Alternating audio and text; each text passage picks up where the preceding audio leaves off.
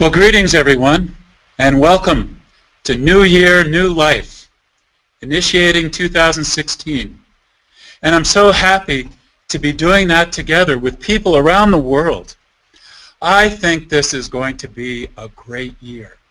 I am ready for a great year. And I hope you are too. I know you are. And I look forward to speaking about what makes it a great year. I think there are things that are aligned in the heavens of our being. There are things that are meant to transpire in the course of this year. And we have to be open to them, to allow them to occur as they're meant to occur. So I so look forward to letting that happen over the course of this year and to taking advantage of this time together, to be conscious together about our opportunities and about what allows us to take advantage of those opportunities. So I do want to reach out and thank all those who I'm connected to on Facebook. Over the last year or two, I've been very active on Facebook, and I've met many wonderful people and had wonderful interchanges and had the opportunity to share some of the things that are important to me. And this is a post that I just made recently. When we make an investment in another person, we are conveying seeds of light and love from an infinite source. And there were all kinds of people who took the opportunity to read the post and respond and like it, as we say on Facebook. What I've come to find out is, yes, there is something that can be artificial about Facebook and impersonal. It's certainly virtual and not real in the flesh.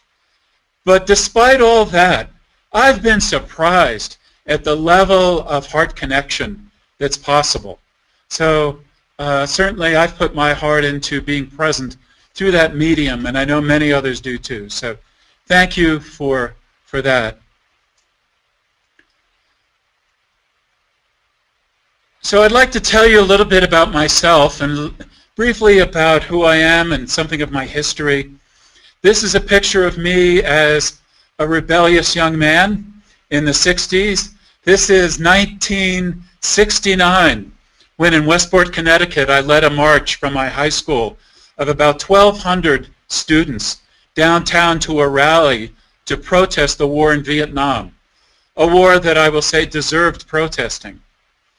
And there are thousands more that were present in the center of town, and I had the opportunity to address that crowd of people. And I can report that it was an important time in my life, and there was something that was terribly unfulfilling about being a person of protest. And there's something fruitless about being against things without knowing what you were for. So I spent a lot of my life being for something and walking away from the things that I was against. I've been very interested in community all my life. This is a photograph of a piece of land in Canaan, Maine, in central Maine, where I and others started a small community in the summer of 1970. And so it was a beautiful place and a learning experience for me, certainly. I've done many things in my life. I've been a carpenter. I've been a teacher. And this is a photo of me with a classroom of second graders at Mission Bell Elementary School out in Riverside, California. Quite an experience. I learned a lot about what it means to help others through a process of transformation and growth. And there's nothing like 7- and 8-year-olds when it comes to that. I've worked in the business field for many years. This was early on as I was working in downtown New York for IBM as a young man. Today, I'm an author, a workshop leader. I'm a leader at Sunrise Ranch in Loveland, Colorado. I'm a songwriter and a poet, and I've created something that I lead called Healing Chant, and I've led Healing Chant in many parts of the world, in Norway, Australia, South Africa, England, Canada, and right here at Sunrise Ranch in the United States. And I am in the Rimrock Room at Sunrise Ranch, where I've lived for the last 15 years. Quite a beautiful place. And this is a photo of the ranch. This is the pavilion, which is the building I'm in right now. I'm in the Rimrock Room in the pavilion. And this is a shot that's taken across the beautiful pond and the fountain that's in front of the pavilion. You can check out our website, sunriseranch.org, and we're recreating it, so stay tuned because it's getting dressed up and it will be prettier than ever. So today we're going to have the opportunity to share some empowering ideas, to do some specific individual work. And I know many of you have taken advantage of the opportunity to do some pre-work relative to various areas of your life as it relates to 2016. There'll be a time for questions. There are a few people here live in the Rimrock Room, and then I know many more online. And Keahi will be fielding your questions. I can't promise to get to all of them, but certainly many of them. And we ought to be able to have a good discussion around things that come up. And lastly, I'm going to be talking about very specific things that you can do to take action to initiate something new in this new year.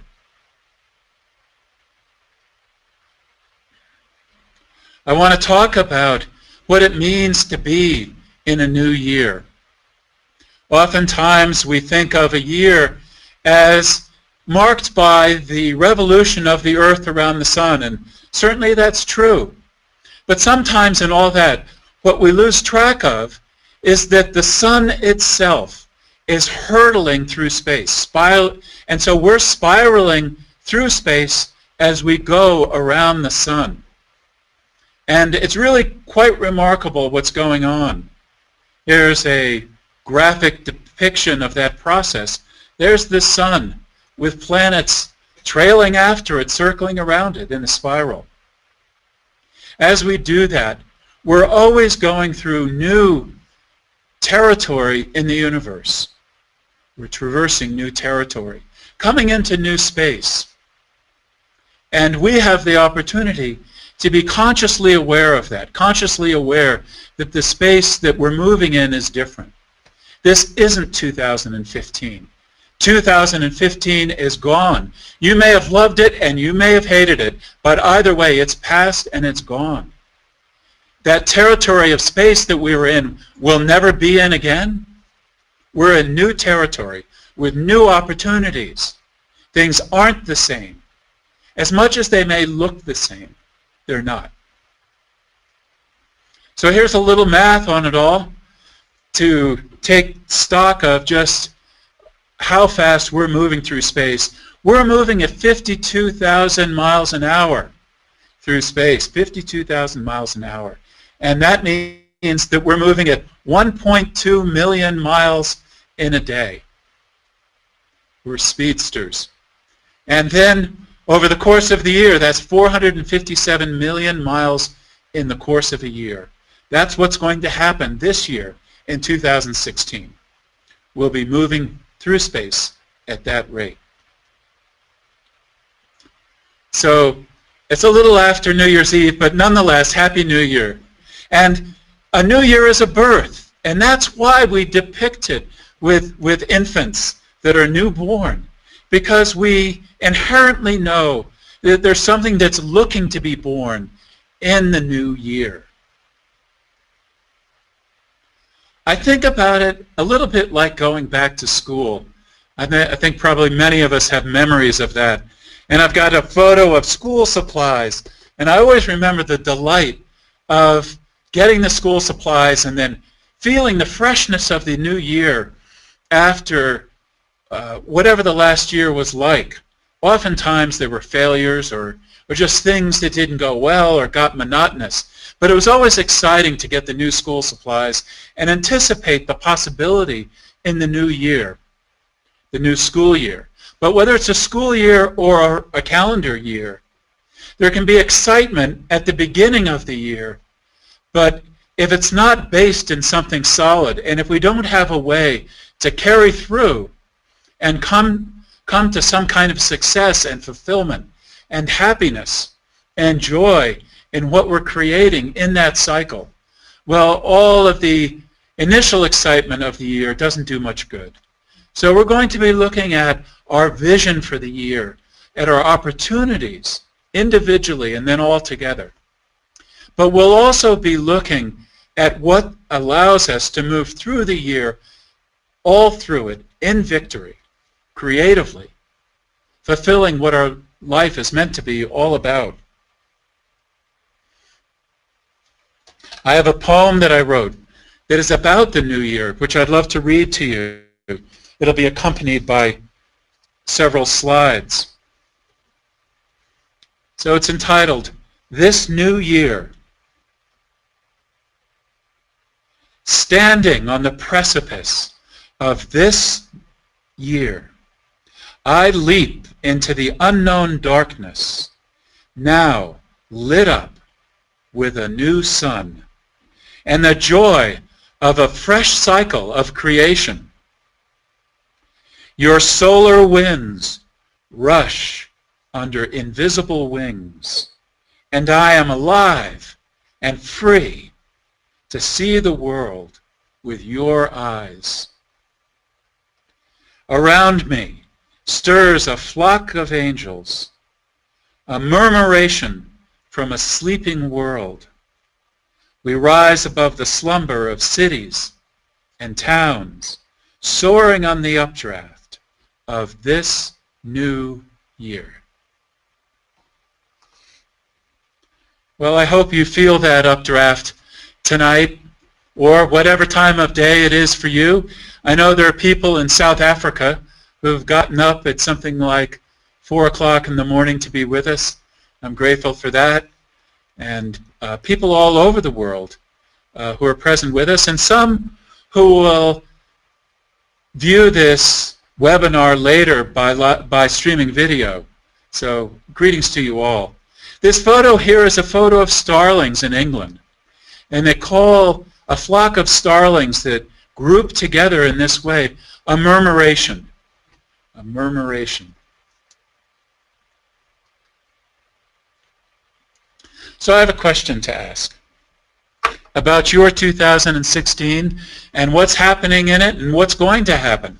So the question is this: is 2016 for you about what is happening to you? And I will say for many people, that's what the new year is like. They're thinking of what's going to happen.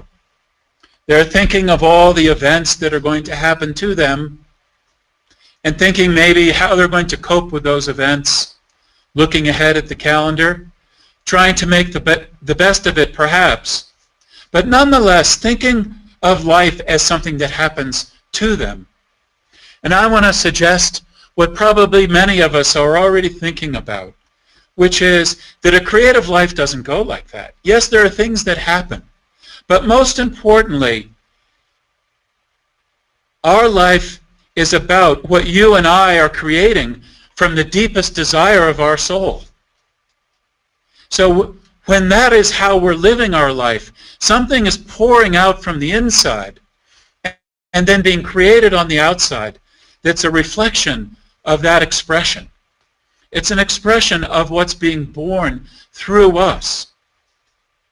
Now, when we were originally born, we were born physically out into the world, expelled out through the birth canal, willy-nilly into the world. It was that kind of a birth. But for the rest of our lives, birth happens in a different way. The deepest desire of our soul is being born through what we express in our lives. It's being born through what we say, through what we do, through what we think, and through what we feel. So tonight, I am eager with you to initiate this new year in the spirit of letting something be born out of the deepest desire of our souls. And I'm doing that as I present this webinar tonight, I promise you. I am expressing to you what the deepest desires of my soul are, and I'm sharing those with you. I'm doing that because I know that's the most creative thing I can do in my life. I'm also doing it in hopes that it resonates with you in some way, and that all together we take greater opportunity to allow something to be initiated that is a birth through what we think and feel and say and do. Something created out of the deepest desire of our soul. Now, I do believe that for many people, they think they're not worth it. They think what they desire in the deepest part of their soul isn't relevant to the living of their life. Their life has become about coping. I'll bet that for most of us, we can reflect on our own life and we can think about ways in which in 2015 it became about coping with what was happening to us. So what I say is this: let's initiate something different this year. Let's initiate the understanding that what is the deepest desire of our souls matters. The deepest, the highest, the richest desire. That we deserve to live our life out of that. That we are our most creative when we're living life from that. Let's initiate that tonight. I'd like to touch on the various areas that were mentioned in the pre-work. The first one was relationships. So reflect on perhaps your pre-work or your thoughts right now. What is it that you want to have happen in your relationships in 2016? What are the deepest desires of your soul when it comes to relationships? What do you have to share with other people? What do you have to receive from them? What do you want to open to? I know many people think they would like something different in their relationships with others, but they're not doing anything different. They're not thinking differently. They're not opening up to something different. We're taking the opportunity tonight to open to something different. How about work and career? Most of us have plenty of it. What do you want to have happen in your work? So often work can become toil. I know that we're here to allow the deepest desire of our soul to be expressed through our work. I have a friend who says that if you live your life that way, you don't work a day of your life. You're in creation. You're in joy. You're not in toil. You're not in labor, arduous labor. Your work is creation. So how about in your spiritual life? Is there something special to happen in 2016? Take a moment now to think about your life spiritually. What are the opportunities that you have to connect deeper to that source that's within you? Whatever name you might have for it, whether you call it God or by whatever name. What is the opportunity you have to move into a deeper connection, a deeper communion, a deeper sense of oneness with the Spirit that's within you, with the Creator that's within you?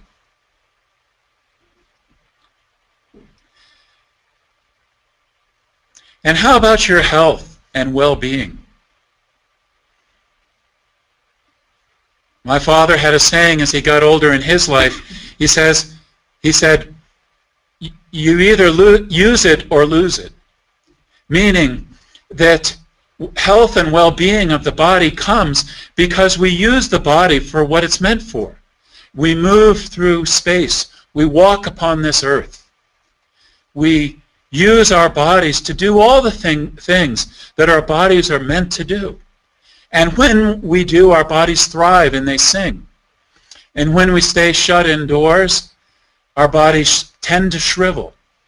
So what are we going to do this year to allow that vibrancy that's within us all to come out, to be expressed in our life through our bodies?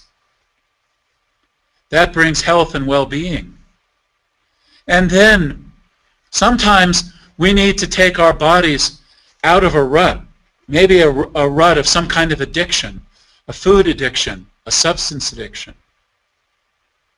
What is it that's really needed to allow this physical body to thrive, to fulfill the deepest desires of our soul? And here's one, creativity.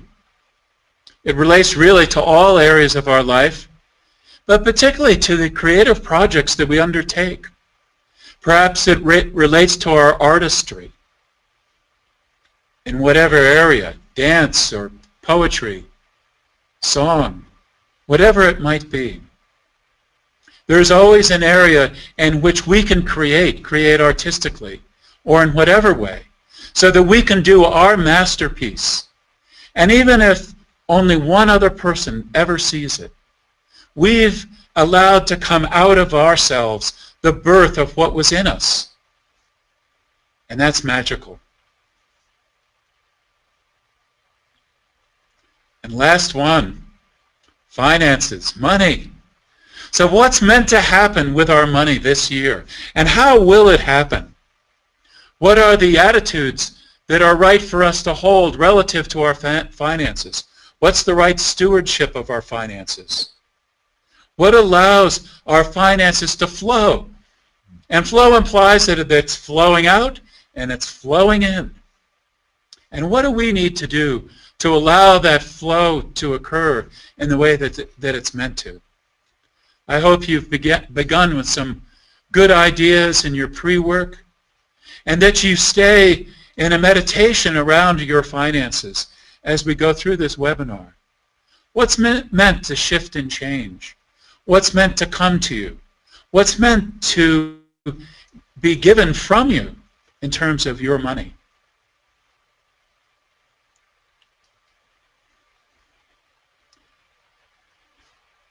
We had fun with this last year when we did a very similar program, but with some different content. We spoke about how whenever we undertake to allow something fresh and creative to be born through us, there are always those dark thoughts that enter the mind that tell us, oh no, you couldn't do that. Oh, that's impossible. Maybe the thoughts are about 2015, telling us, oh, it's always going to be like that, whatever it was. It's never going to get any better. Oh, if you try something new, you're just going to be disappointed. At least if you don't try anything fun, joyful, or anything that would be fulfilling to you, you'll never be disappointed. So why don't you just plod along? There's some dark thoughts for you. We could all probably share the dark thoughts that come to us at whatever point in our life. I think it makes sense to get conscious of those dark thoughts. Not to latch onto them, but so they're not just lurking there in the background, ready to pounce on us at the most stressful time. So I have these dark thoughts I picked up from some demotivating posters. Maybe you'll enjoy them. Here's the first one on ambition. Sometimes the journey of 1,000 miles ends very badly. And there's a picture of a trout there that is, or I'm sorry, a salmon being about to be eaten by a grizzly bear after traveling up a river of perhaps 1,000 miles. A dark thought. There's a dark thought about perseverance. Perseverance, the courage to ignore the obvious wisdom of turning back. And there's a, if you can't see it, a photo of a road heading towards a twister. And here's my favorite. This one is on mistakes. It could be that the purpose of your life is only to serve as a warning to others. Dark thoughts. Okay. Well, good to give articulation to those dark thoughts. You might bring to mind whatever comes up for you. Anything from, it'll never happen, you're not worth it, you're just dreaming, nobody will go with you, you'll be all alone, you'll do a big belly flop, and we could keep it going. Sometimes it's good to get them out of our system so that we can be open and we can empty ourselves of all those dark thoughts, and we can be open to appreciate the opportunities that truly are with us, for real, for real. Now I want to talk about something that is so central to all the areas of our lives, certainly all the ones that we named in the pre-work. And it is our centering. How we're centered in our lives determines whether we're able to give birth to the deepest desires of our heart, of our soul. So a time like this, a webinar, could be all kinds of optimistic thinking that is all fluff and goes nowhere. And it's very possible to go on a workshop high, and I just don't believe in that stuff. I'm not here for a workshop high to get one or to give one. I'm here to appreciate the opportunities that are present realistically for us all, and then to move in a direction that allows us to powerfully manifest those opportunities for real. So what we're talking about are tried and true ways of how we do that, of how we actually manifest the opportunities that are present. And it certainly begins with our centering. Now, what do I mean when I say centering? Our centering is our focus, and particularly what drives our spiritual energy. Now, so often, a person's focus spiritually is in the world around them. It's in what happened in 2015, or what is happening now in the present circumstance. Now, we all have circumstances, and I'm not advising that any of us don't pay attention to what's happening in those circumstances. But you can give your eyes without giving your heart. You can look at what's happening and appreciate what's happening, but then give your heart to the opportunity that you have in that circumstance. You can give your heart to the potentiality that's present, that could be born through you into that circumstance. That's what happens where there really is centering in a person. So I wanted to take a look at how centering works and various degrees of centering. And I'd like to use this symbol of this sun compass, this beautiful symbol.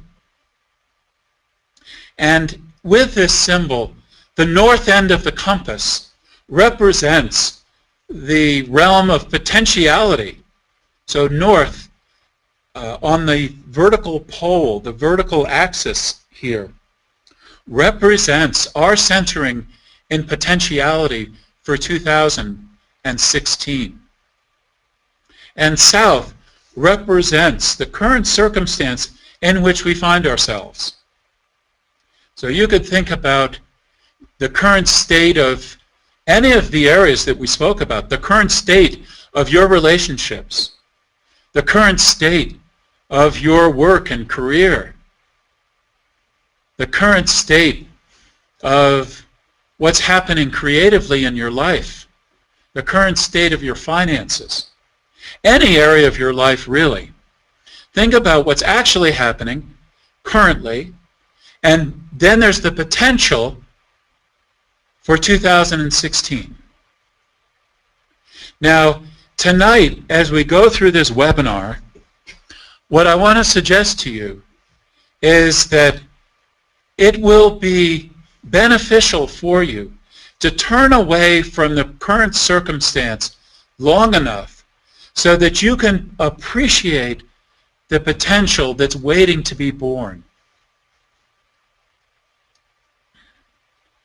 So you can hardly see it probably on your diagram, but I've added a little arrow to the bottom of that vertical line to represent that this diagram, as it's currently configured, depicts someone whose focus is given to the current circumstance. And what I can promise you is that the more you do that, the more desperate you will become. Because as you look at your current circumstance, there is no answer for what's there of that circumstance by itself. The answer for your world and your life experience is in a realm that has yet to be born. And if you don't pay attention to that potentiality and you just look at the current circumstance, you will become desperate. I can almost guarantee you.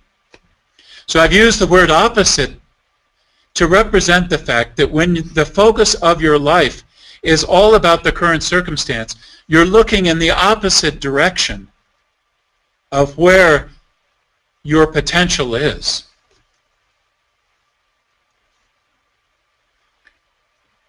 This next diagram represents an obtuse angle.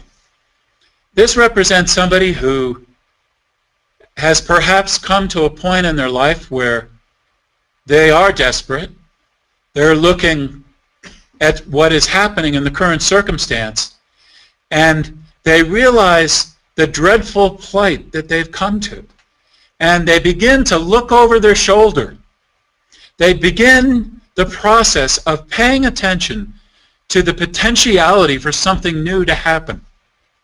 As yet, it's just an occasional glance over the shoulder. We use the word obtuse because it is an obtuse angle, but oftentimes a person in this state is somewhat obtuse when you meet them. You can barely figure out what's going on for them. But they may begin to turn more in the direction of their potentiality. They're still very worried about their current circumstance, but they're beginning to pay more attention to the potentiality that's present in their life. This is a perpendicular angle, and you can see that they're not yet facing their potential. They're not yet in position to really receive it. This is an acute angle. Somebody who is beginning to really pay attention to what's potential in their life. They're beginning to explore it, maybe make some plans, maybe meditate upon it. But as of yet, they're looking to receive it on their own terms. So if you will make 2016 more or less an improved version of 2015, then I would be okay with it. I would be okay. So this is a person demanding that their potential come on their terms. So they're at an acute angle. They may be priding themselves on the fact that they've become spiritual or religiously faithful, but as yet, they're still demanding that what they've encountered be delivered to them on their own terms. And if you follow out that angle and that line, what you'll notice is it's going to take the person a long way off from their true potential. So what does it take to come to true centering all the way? It does take a surrender so that we face that potential as it is and we receive it as it is without bargaining. Because up to this point, a person is bargaining. They're saying, if it'll come the way I want it to come, I'll receive it. But if not, I won't. Where there really is surrender, a person gives up and say, whatever it is, I'll embrace it. I'll love it for what it is, and I'll make the best of it, and I'll let it guide me in my life. So here is a picture of that. It's a picture of someone facing due north, true north, ready to receive the potentiality that's there. And this is a picture of spiritual centering.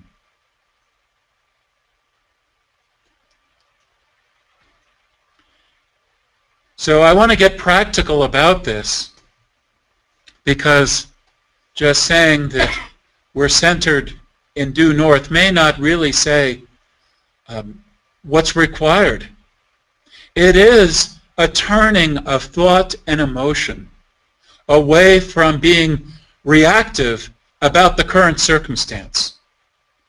So I wonder if there's anybody online or in the room here who doesn't have at least something about their current circumstance that they'd like to change. Probably, if we interviewed any of us, we'd say, yeah, there's something that I'd like to change.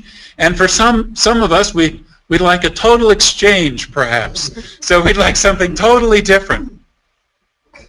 And whatever thoughts go through our mind, if our energy is all caught up in reacting to what's present in the current circumstance and disliking it, resenting it, fearing it, any of those things, complaining about it, we're all focused on it. And what has to happen for something creative to enter into our life? We have to learn to allow our thought and our emotion, our mind and our heart, to turn towards this invisible thing. Because by definition, potential is invisible. It hasn't happened yet. You cannot see it. You might see a representation of it. You might be able to write a drawing of it, create a poem about it. But if it is truly a potential, it hasn't manifested yet. So you're turning your thought and emotion to something that is invisible. It's an essence of something that can stimulate thought and can stimulate your feeling as you surrender to it, as you entertain it in your mind. And in a surrendered attitude, you say, yes, I'm open. Whatever it is that life has in store, whatever that potential is, I'll embrace it. I'll let it be born through me. So what happens when we really do become spiritually centered in this way? I want to go back to this beautiful compass, the sun compass. And just like the sun, we light up. Because the potential, while it seems to be about something that's to come in the future, when we turn toward it and we welcome it, it's not just a future thing. The excitement of that potential comes into us. The spirit and essence of it comes into us. And we've begun on our path in that moment. In that moment, we've begun to realize the potential because we've invited it, the essence of it, to come into us. So I believe that's what we're doing tonight in this webinar. That's what I'm doing for this coming year. I'm getting in touch with the potentiality of the year. I'm turning away from all the things that haven't worked in my life, that haven't worked in all these different areas, all the things about relationships that haven't worked, the things about my work and career that haven't worked, about my creativity, about the money that I steward. And I'm letting any frustration, any resentment, any fear about those things just be broken so that I can be present with the essence of this coming year. Are you ready to do that too right now? I hope so. Because I can promise you that if you allow your attention to be turned to that potentiality, something will come into you relative to it in each of those areas. So we are creating from the deepest desire of our soul. The deepest desire of our soul is that something is born through us. I want to go back to our New Year's baby. So here is a symbol of birth, something being born through our experience of potentiality. We use the word potential, but with that potential is not just the essence of something to manifest in form in your life. Sometimes when we think of potentiality, we think, for instance, in the area of money, oh, I want $1 million. And so this great potential is all about $1 million. But think about it. Think about you if you were unhappy in your life, not feeling alive, stimulated, and fulfilled. Think about a moment in 2015 when you were sitting there in that experience. Now, think about having exactly those feelings and that experience with $1 million in your hand. Has anything changed, really? Now you might say, well, if I had $1 million, I'd be happy. But, you know, history shows us that that's not really how it works. There's all kinds of sad stories about people who win $1 million and go on to tragedy. And that's for real. That's factual. No, our potentiality isn't just about what happens to us. It is about our birth, the birth of us. We all think we've already been born. And I don't care, even if you consider yourself a born-again Christian, there's more of you to be born through you. And how is it born? It's born in expression. It's born by what you give into the world. It's born through what you're willing to have faith in and receive of your potential, which ultimately is part of who you are as a creator. So I say that 2016 is the year of the birth of the creator that you are, that I am. Something happens when more of the creator that we are is born through us. More of us comes into the world. And when more of the creator that we are comes into the world, more of the creation that we're meant to manifest comes. There is a secret to manifestation that so few people really understand. So here's what I believe about all this, and you can see what you think. There obviously is creative power within every atom, within every plant and animal and person, within the earth itself, within the solar system, the galaxy, the whole universe has tremendous creative power. And the potential is to allow that creative power to move through us.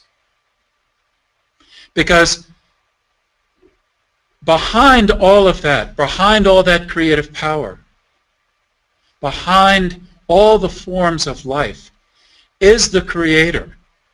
It's the sum total of all creative energy and the sum total of beingness for everything. And you can call it God, you can call it source, You can call it simply the Creator. But there is a piece of the Creator that's within us, that's meant to come through us. And that's why we're here as a human being. So we're here to let the birth of the Creator happen through us. And when that happens, a new world is born.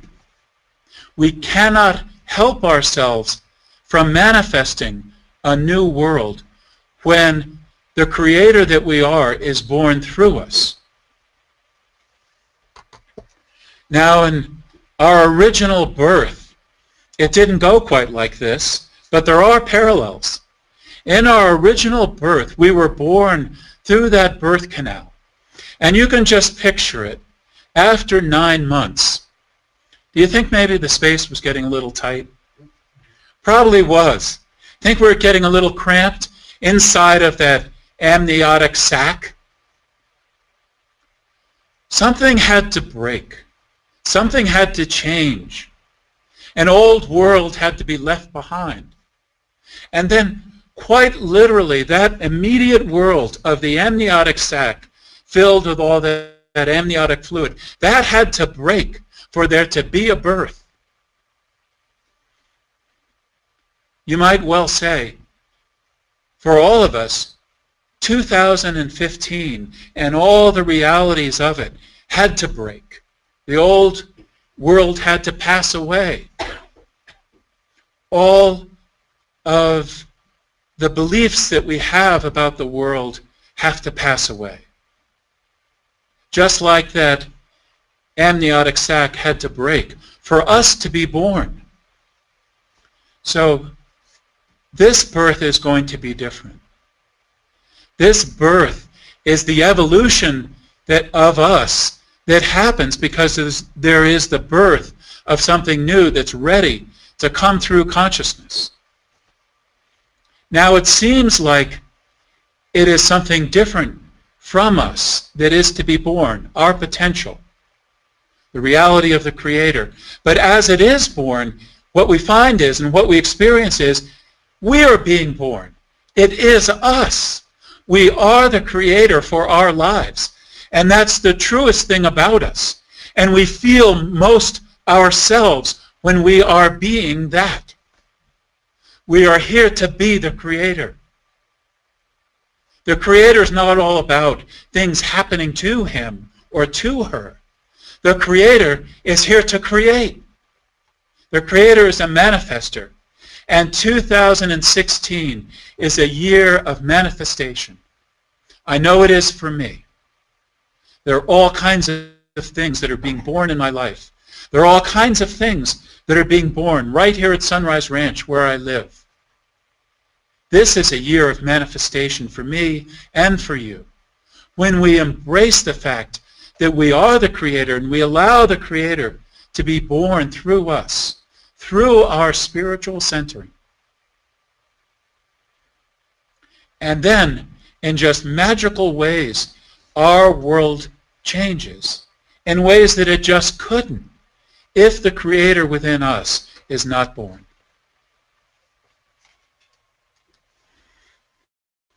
New year, new life. That's what we're talking about. We're initiating that for this year and this time, for real.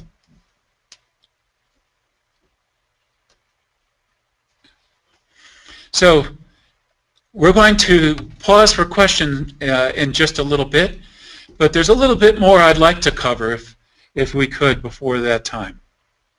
So I want to ask you this question. Might it be true that your life up to this point has been the perfect preparation for this birth? Right up to this very moment. Think about even the hour before this webinar. Think about this day. Think about this past year. There may be things that you thought were great. There may be things that you thought were awful. Maybe you're like that baby in the amniotic sac whose elbows and knees are bumping up against that confined space. that amniotic sac has been perfect. It was the perfect preparation. That womb space was the perfect preparation, and it's not working anymore, and it's breaking. Are there things in your life that are breaking, that are not working? Might it be true that your life up to this point has been the perfect preparation for this birth? All that needs to break, that's coming apart, is making space for your birth, the new you and a new world. I believe that's true. I believe it's true for me. And I believe it's true for you.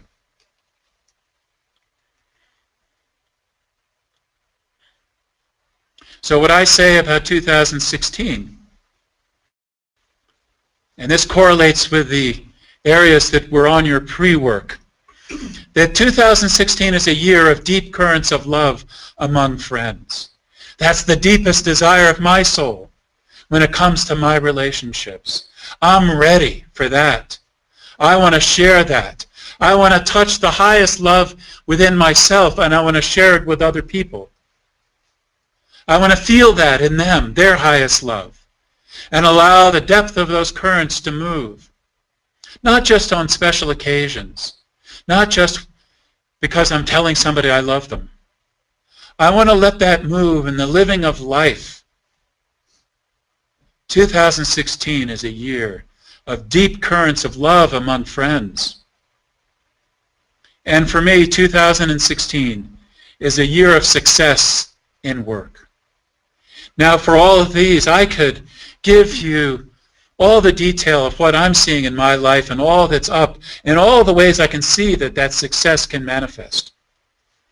At Sunrise Ranch here, we have a renovation of a building. We have greenhouses. We have webinars just like this one. All kinds of programs and things going on.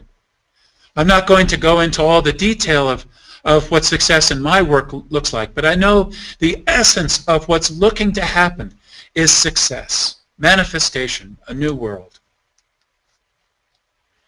In my spiritual life,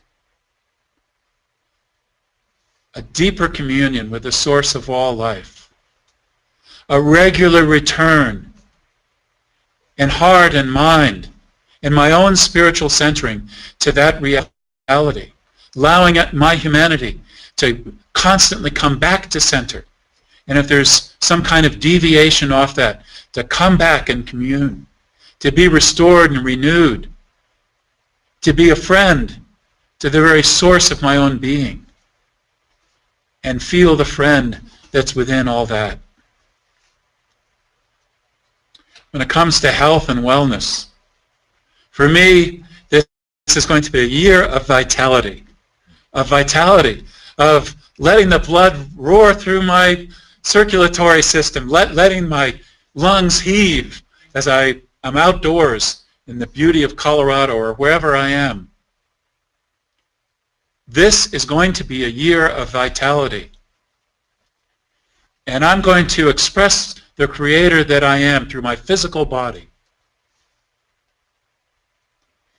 When it comes to creativity, this is a year of stunningly beautiful creation. Stunningly beautiful creation. I think to myself, if it ain't beautiful, it ain't worth it. And when it comes to the flow of finances, the flow of finances to fill every need, not only my own needs, but the needs of others, the needs of creation all around me. 2016 is a year of the flow of finances to fill every need. Now, I'm not looking to speak for you because all of this leaves plenty of latitude for the expression of the deepest desires of our own soul, for the expression of the potential that's within us. But I'm sharing what's up for me. And what I believe is that potentiality is universal. So in some way, when I'm speaking of potentiality that I touch for myself, in some way I'm touching the potentiality that is present for you. 2016 is a year of creation. So if you knew that you were already loved by the Creator, more than you could possibly imagine,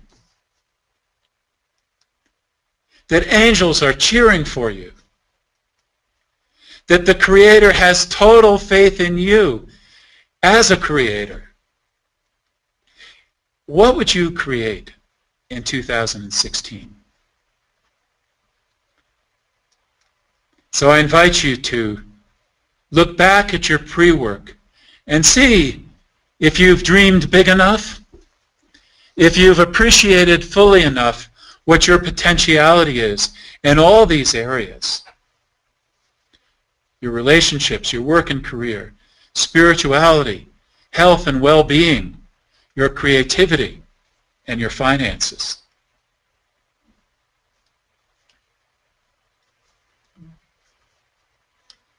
So what's this about? A hypodermic needle. So I'm using this to represent something.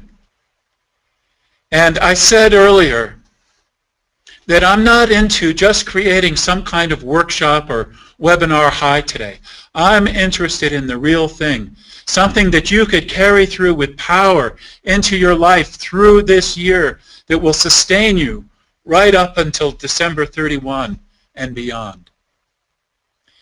But if you're to do that, if I'm to do that, we do have to inoculate ourselves against discouragement. Because what I can promise you is that as you go to fulfill what is yours to fulfill in this year, as you fulfill your potential, there will be moments of challenge and there will be moments of discouragement. And we have an opportunity right here and now to inoculate ourselves so that when those moments arise, we're ready for them. And they're not touching us. Just like if you get inoculated for smallpox, you could be in the middle of smallpox, but you won't get it. Now, I'm not big on inoculations generally, but I'm very big on this kind of inoculation. So what is the inoculation against discouragement? So I'm going to give you some. You may have others. But here are mine. Here's the first one. When you feel discouragement, simply say, thank you. I am so glad to be here. I'm so glad for this opportunity to realize my potential. I'm so glad for what has been given to me out of the world. I'm so glad for this creativity that flows through me, that never ends, as long as I am open to it. And I know there's challenges. I know there are things that happen that I wished wouldn't happen. But I'm thankful anyway. Thank you. Thank you. Thank you. Thank you is an inoculation against discouragement. Here's one more. I am still facing true north. It's June 30th, and my projects are halfway completed. My relationships are in flux. My money is going up and down in my bank account. I am still facing true north. I'm still in touch with my potential, and I'm still letting the creativity of who I am come through. I am still the creator in my world. I am still facing true north. That's an inoculation against discouragement. Here's another one. I create. It is who I am and what I do. I don't stop creating no matter what happens.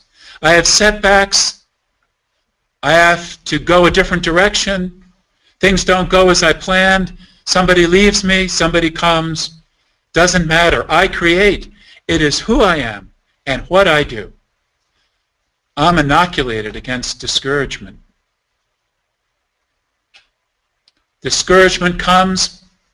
I have faith in the power of the Creator of all things, and the Creator that's in me, I have faith in the power of the Creator that I am in my world. I'm letting the Creator that I am come through, and I have faith in the power of that. That's an inoculation against discouragement. When somebody does something that you do not like, or that could be a cause for resentment, I forgive, because I don't have time for resentment. I forgive because I don't have time for resentment. I'm too busy being a creator. I'm too busy realizing my potential. I'm too busy being born. I am loving, even when it hurts.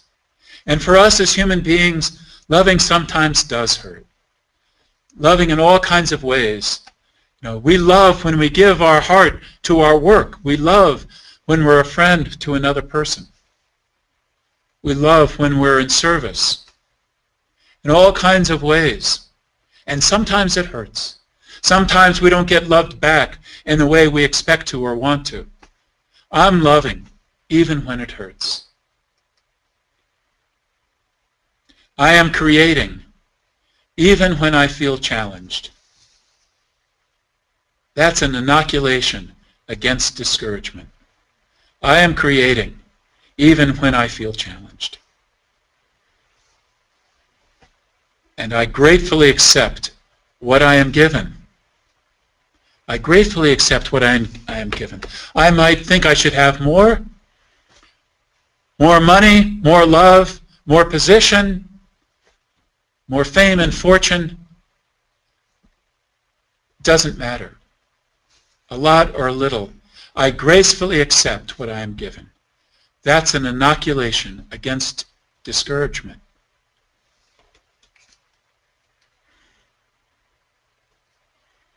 So I would like to go to questions that might have arisen for you, and I'll let Keahi help share what those questions are, and I'll have an opportunity to think about what the true answer is to that question to the best of my ability, and I'm sure you will too. Thank you, David. This question is from Patricia. Hi, I am 58 and feel like I have lived my life day by day without setting goals. I honestly have no idea how I want to spend the rest of my life, however long it is. How does one identify with what they want to do? Yeah, thank you, Patricia, for that thought and that question. So how do you even know what you want to do? And many of us have lived our lives very much like Patricia described. So we've lived our life putting one foot in front of the other, and things happened. We went down a road, and we did this, and we did that. And at no point did we really stop and ponder, so what is the deepest desire of my soul? And what I say about that is that you have to pause and ask the question, and then be open to receive the answer. Now that may sound like a simple recipe, but if you haven't asked the question before, try it. See what happens. And then make space in your life. Make space in your heart and mind to receive what the answer is coming back to you. And I encourage you not to just go with the first thing that comes up in your mind. Remember, I said the deepest desire of the soul. So if your soul comes back to you and says, I want a new Chevy, you can ask again, what's the deepest desire? And if you had a new Chevy, what would you have then that you don't have now? So I say, stay with the question. See what comes to you. See what the deepest answer is. See what the highest answer is. Wait until it ripens in your heart and mind. Wait until you can feel it and see it. And then receive what you have seen and felt. Receive it into your heart and cherish it. Wait till you can have the confidence that, yes, this is the deepest desire of your soul, the highest that is entering into you and ready to be entertained by you as your highest potential. That's what I would say. And I would also say that it isn't a one-time deal. So this isn't a question of tonight or at some other time, on a one-time basis, opening up to what your potential is. It's about staying open, staying in true north, and continuing to receive. Any other questions out there, Keahi? Yes.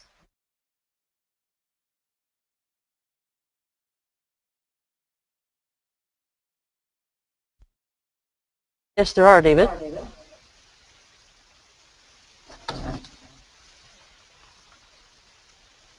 Who?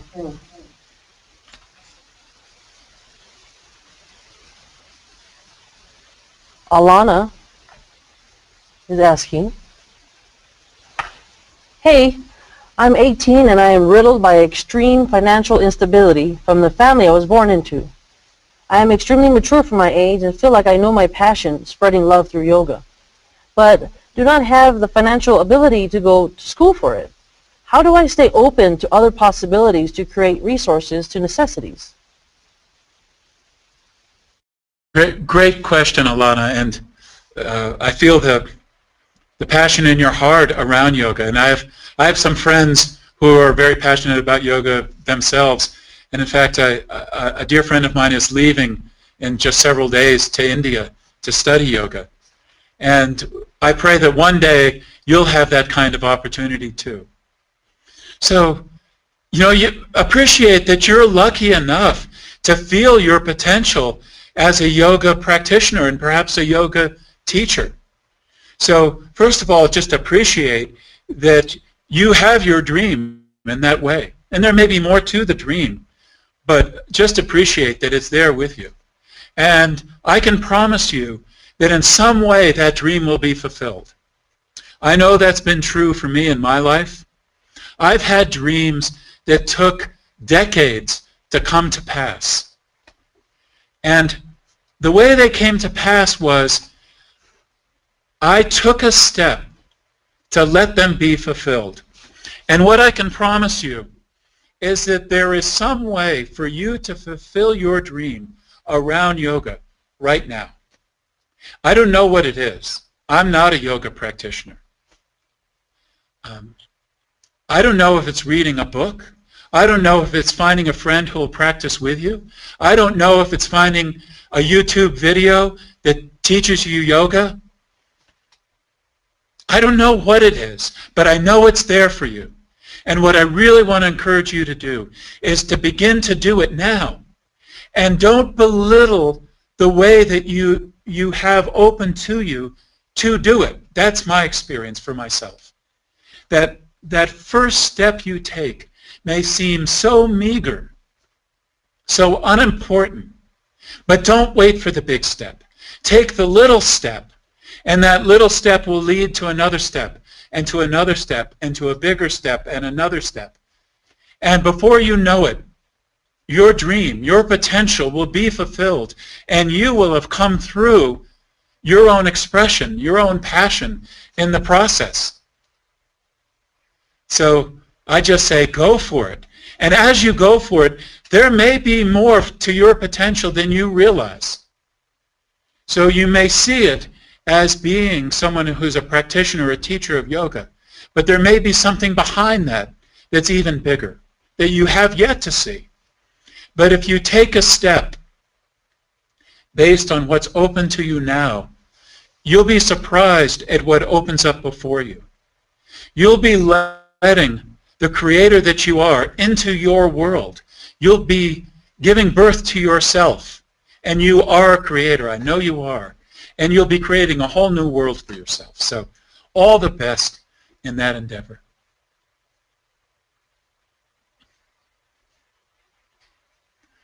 Do we have another one?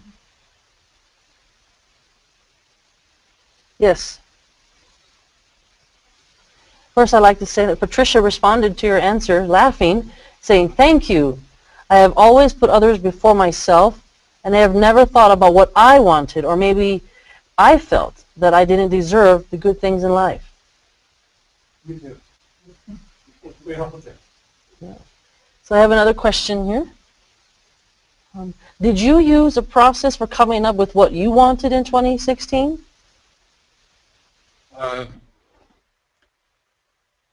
Yes. You know, I could describe that process as simply meditation. In other words, I turn my thoughts and my feelings toward what was real for me, what was truly available to me, what my potential was. I think meditation can look different for different people, but for me, it's a matter of the focusing of mind and heart. It's a matter of spiritual centering, just as I described. And there are elements that have been building, you might say, over years. So there are elements of that potential that are that. But nonetheless, there was something new to be born into it. And then, you know, another beautiful gift that I've received is having friends tell me what they see as potential for me and what's possible for me. And that's a blessing and a gift from another person. So I think that that can play a part too. But of course, we always have to use some kind of truth test when we receive that kind of thing from another person. We have to ask ourselves, is that really true for me? I did have a dear friend tell me, when she thought about my life, she said, you know, I think 2016 is a year of manifestation for you. And that was a gift. It was a great gift because when I reflected on it, I thought, you know, she's right. It is. That was from Patty online.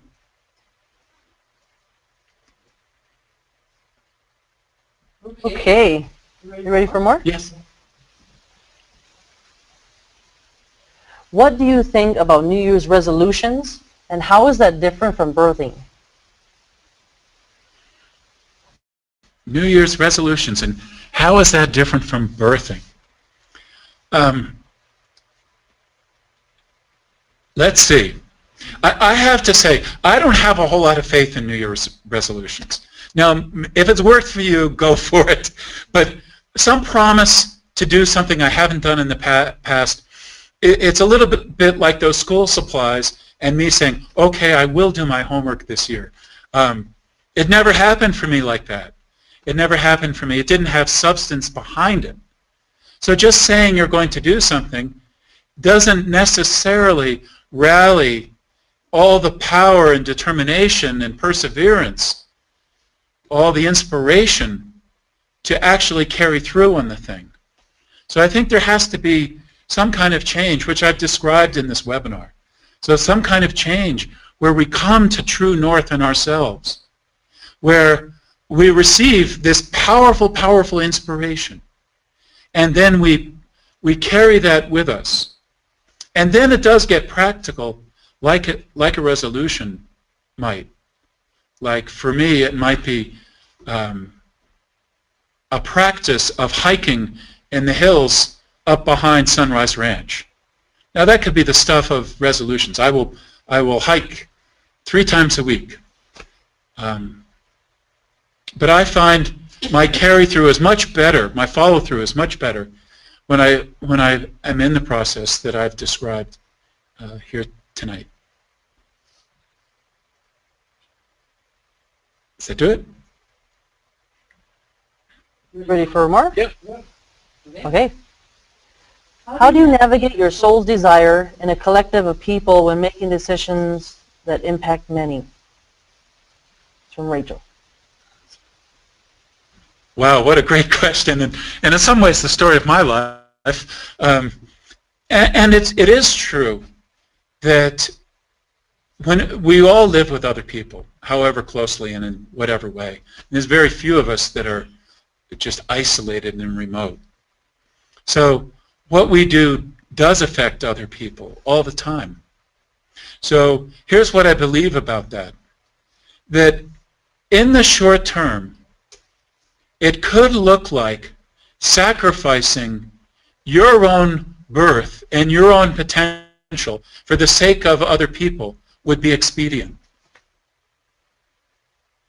I think we heard from somebody earlier who might have been in that rut.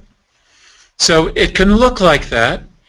However, if you're not being the creator who you are, you're not actually being a blessing to the people around you. You're not really helping them. So what I say is, the first order of business is to get deeply in touch with the deepest desire of your soul and to embrace that, to welcome that, let that be born through you, through your expression, through your thought, feeling, and action. But that doesn't mean we do it in a way that's uncaring of other people. So I really don't think those two things are mutually exclusive, because when we really get in touch with the deepest desire of our souls, isn't it to be a blessing to other people, to be a help, to care, to love other people, to bring universal love to all our relationships, to lift somebody else up? I don't think when we really get to that level of things and we start talking about the deepest and highest desire that's within us, it is to say, to heck with everybody else, I'm just going for me. I truly believe that there's none of us for whom that's the truest and deepest desire of our soul. That's really not what it is. So when we access the deepest desire of our soul, we're actually accessing the Creator that's within us. Because our soul desires to have the Creator that we are come through. And the Creator that we are is part of the one Creator of all things. And that one Creator cares for everything and loves everything and is already orchestrating everything for everyone everywhere. So we become an instrument of that when we follow the deepest desire of our soul.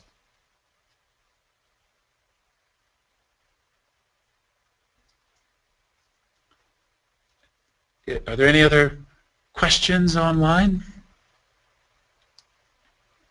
Yeah, he's busily reading what's on the screen. Yeah. Do you have any suggestions for organizing and following through on our desires? Organizing and following through. Yes, something I haven't talked about, which I believe is definitely part of the process, is planning. So that's the organizing part. In other words, there is something in between seeing the vision and appreciating the potentiality and the actual doing of the thing. There is some organizing and some planning to be done. And I know it said, you know, if you want to make God laugh, show him your plans. But what I say is, the only thing worse than somebody who plans is somebody who doesn't plan. You know, and the only time it comes out worse in our lives than planning is when we don't. Now we have to be flexible in our planning, because my experience is almost nothing I've ever planned comes out like I planned it. Right? That's not how life goes. Life is constantly upsetting our plans. So we have to be willing to allow our plans to be upset. But in the planning and organizing process, we're training our mind to think about all the factors that are involved in being a creator. I think the creator, a creator, thinks about what they're creating. So we're disciplining our mind, and maybe our heart too, to be involved consciously in the process of creation. Because we don't want to just create anything. We don't want to just create powerfully. We want to create intelligently. And like my dad told me when I was a kid, Dave, use your head for something other than a hat rack. So we have a head and a mind for a reason. And it is to allow the intelligence of the Creator to guide the creation. So Um, I don't think tonight we can go through, you know, all kinds of different planning processes. It's different depending on the area that you're in. You know, if you're planning on a project that's a building, it's an architectural plan. If you're planning on your finances, it's a budget for the year, or whatever. So all that's part of the process. Just keeping it real here.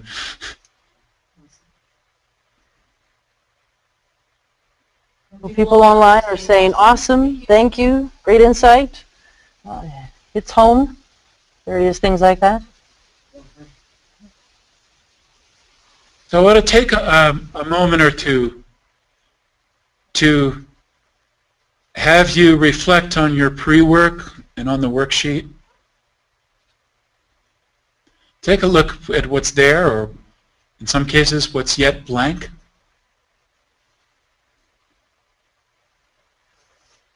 Jot a thing or two down. I really encourage you, before you get too far away from the time of this webinar, to commit something to writing, if you haven't done so already, that's born out of what you've opened to over the course of this time. So I can tell you that this has been hugely inspiring for me to prepare this webinar and to present it to you. And it is because in preparing it and presenting it, I've gone through exactly the process that I'm inviting you to go through. So I know that the process works and is highly inspiring.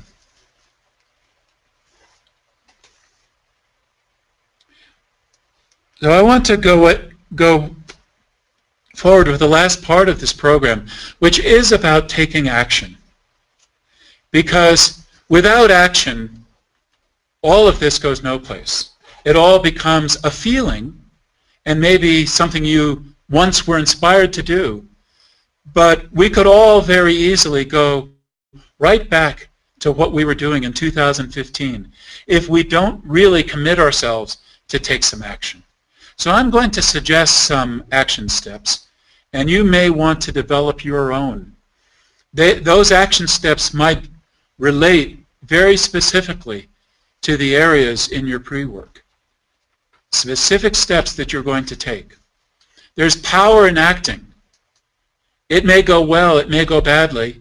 Either way, you'll learn something. And either way, more of who you are, more of your creativity will be born into the world by taking action. There's such a virtue in it. So here are some actions you might think of.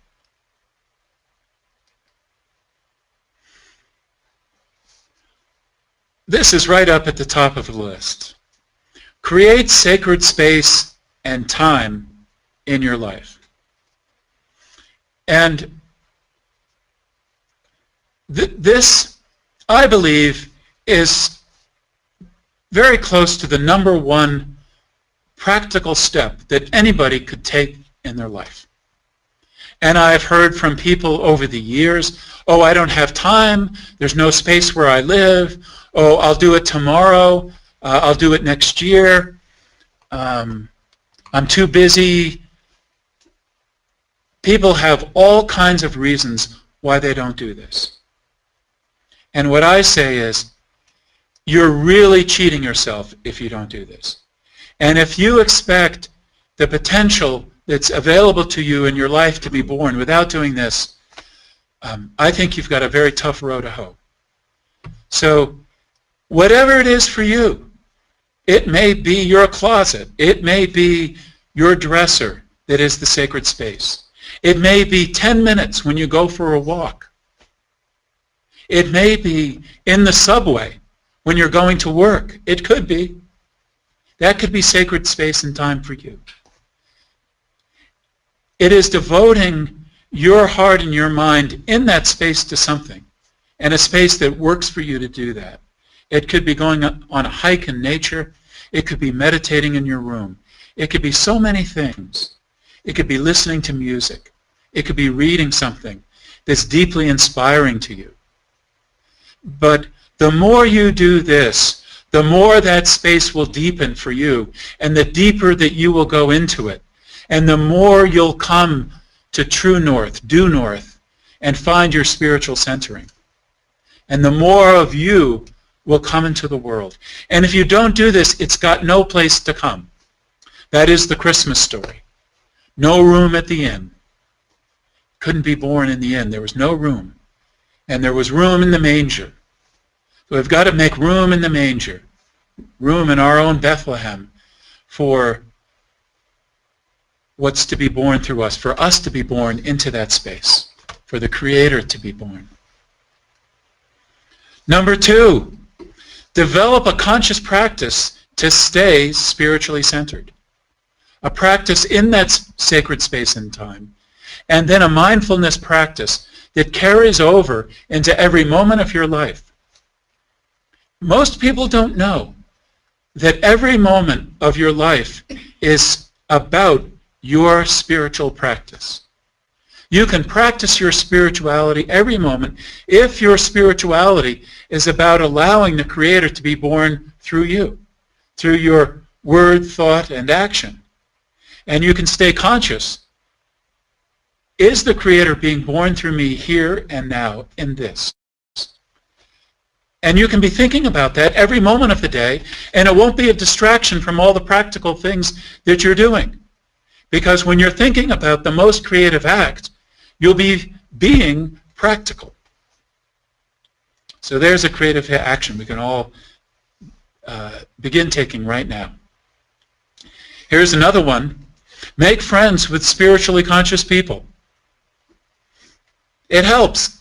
It helps. In our own growing spiritual awareness, in our own growing spiritual centering, it helps to be associated with people who are doing likewise.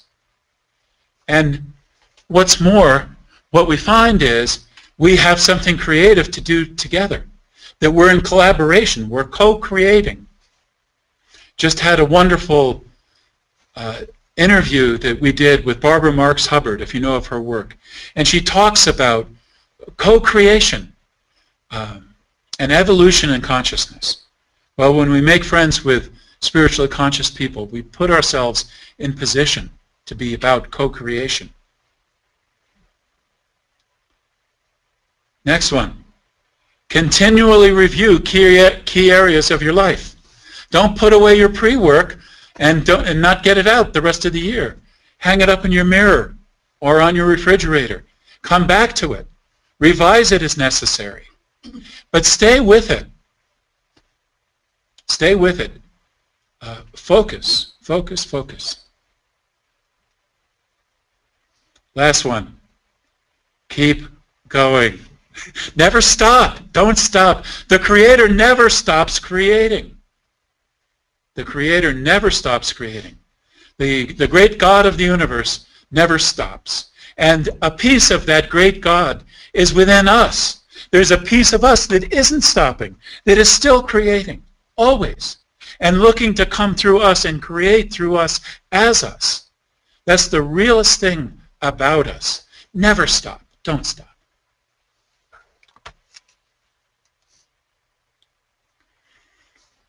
So here's some practical things of connection that are possible. And here is one. Follow me on Twitter, @DavidCarshare. And we post at least usually a couple of times a day, and it's a way to stay in touch and enter the whole world of Twitter. So we're very active on Twitter these days, and I welcome the opportunity to stay in touch with anybody on there. On Facebook, as I've said. Also, on my website, davidcarshare.com, and you can join my mailing list. And very shortly, I'll be posting to my mailing list once a week. So I'll be posting a blog once a week. Some of it will be poetry, some of it will be prose, but it's a great way to stay connected. There'll be a chance to correspond over what I post. And it'll be posted on as a blog and then emailed out. And becoming a son. So I've written a book by that title, and I have a workshop coming up on July 12th to 16th, right here at Sunrise Ranch, about becoming a son. So we do become a son when we become a creator. When we become spiritually centered, we get lit up. We have the fire of the sun, the warmth of the sun to bring to our world, to other people. The world needs us to be a sun. And so this will be a Becoming a Son workshop, a son building workshop. And I know we're going to have an in-depth, deeply connective time here at Sunrise Ranch. And just get in touch with me by email or at my website or any of the other ways you can if you're interested in registering for Becoming a Son. Or you can go right to the sunriseranch.org website. So that is our webinar, New Year, New Life, Initiating 2016. I want to thank you for participating. I know it's been a joy for me to allow the creator that I am to be at work here and play here and be with you, to connect, and then hopefully stimulate a creation for all of us. And in whatever ways are right, I look forward to co-creating with you in this coming year. I look forward to staying in touch. I look forward to letting this be a year of creation, and a year of the Creator and us coming forward. So thank you, thank you, thank you.